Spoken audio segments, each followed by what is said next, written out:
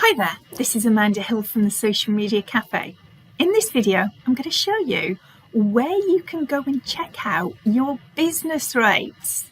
Now, I'm not an expert, however, I have helped a few people to get those rates down, and there's varying things you need to look for. So let's go and take a peek and show you what you need to do.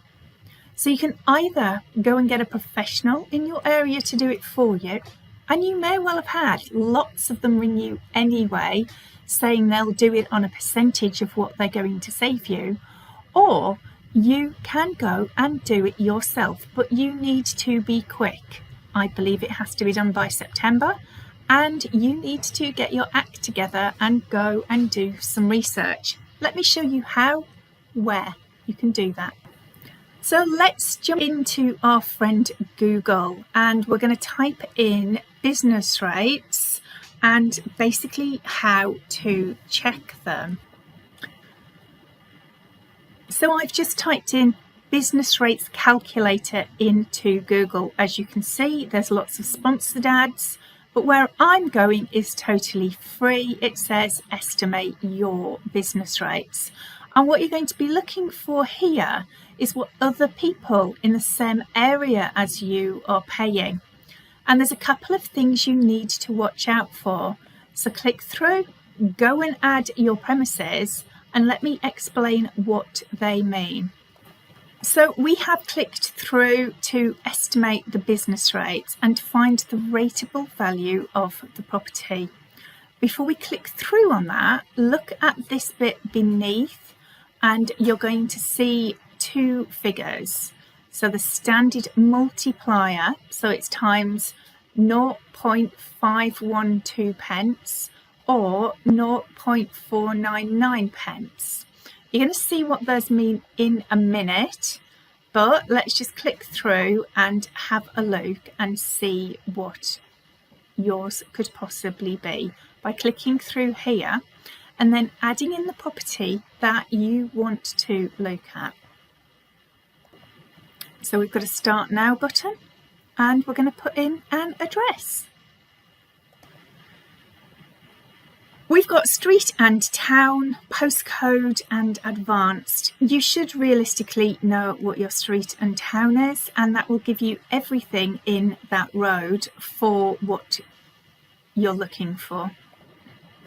So here we have a whole heap of things to look at, and what we can do now is we compare all the different units. So firstly, you're going to look at your own, and then what you're going to do is look at all the others just to check that they've actually done the same information, and also to see what the percentage rise has been for yours in comparison to something else of a similar size. So what they've done is come out and measured it, and they've given a valuation based on some information. So this one's gone up from 14,250 to 20,000. And they're going to show you how they've done those calculations. So the valuation will tell you what it is. It will also give the rating, the effective date, and the base rate. Now that's an exceptionally high base rate for this area. But what it's then going to do is give you a category code for the use of that premises, and then it's going to show you how that rateable value is calculated just beneath here. So here you can see the ground floor warehouse, and you can see the ground floor office. You can see the price per metre squared, and this seems like an awful lot of money for the stuff on this site. Now they're adding it together and they're giving the value here, which they're rounding down slightly. Now, given that this has had quite a significant increase, the chances are you can get this base rate down anyway, because it does seem awfully high for the area. So what you want to be doing is having a look at it and seeing what everybody else in the area is paying. Now, similar things in slightly different roads should actually have a similar base rate. And if you're seeing a ridiculous high amount here, then this is what you need to concentrate on first. Now, this one doesn't appear to have any extras added, such as parking or whatever, but these are high values for a ground floor warehouse and a ground floor office. It seems an awful lot of money. Let's go and see what other things in the area are. So this one is literally next door, and size-wise might be slightly different, but in terms of what it's being rated at, last year was 18, now it's jumped to 24,750. It's showing the same description, it's showing the same area, and it seems to have a similar high base rate. If you actually scoot down, however, you will see that some of it is being given a scary amount of valuation, and the rest of it is much lower. So it's valuing underneath a mezzanine level at 87, and yet the rest of the building is this sky high value here. So it seems very strange that something of this type is coming in at peak pricing. Now, you need to get these to be looked at properly, because this is only showing a business that is 215 square meters. So it's not a huge building, but these are ridiculously high figures for the type of property and where it is. And the base rate for this area is absolutely not that kind of money. So these people definitely need it looking at to see that they can get it revalued and to bring the price down. Now, if they're under a certain level, they can get it actually for free. And also, if they have a couple of uses that would bring it down as well, they'll probably find that they're in a very different position too.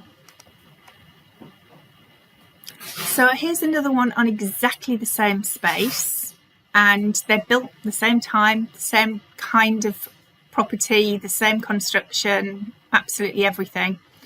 And for whatever reason, this has got a base rate of 130, and it's actually being charged higher for the smaller spaces, but it's built in exactly the same way as everything else down here. Now, these have jumped immeasurably, so people do have an opportunity to go and get it revalued at others in the area. They shouldn't be paying anywhere near this base rate for an industrial space on an industrial unit. So go and see what you've got in your area and you can apply. Now, if you're doing retail from your premises as well, and as long as you have retail at Companies House for what you do as well, you will have an opportunity to get that cut in half. Now, this one's under 15,000, so it will actually go on a sliding scale.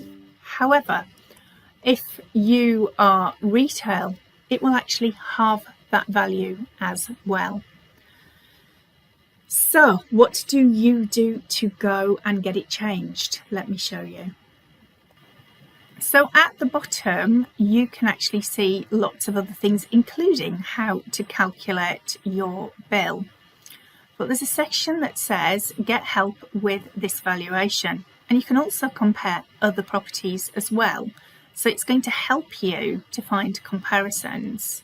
So it's going to show you different sections, but essentially you're going to need to register with the valuation office and give all of your sizing and tell them why you think your rateable value is too high. Now, you're going to need a business rates valuation account, which you can register for and do it yourself, or you can go and find somebody to do it for you. I'm sure a quick Google will find one for you. But what you're going to need to do is look at like-minded properties that are the same as yours in the same area And then you're going to need to challenge your business rates valuation, and it will talk you through it step by step of what to do. So you can sign in, you can appoint an agent should you so desire, and you can follow the challenge case with what others in the area are getting in terms of your valuation.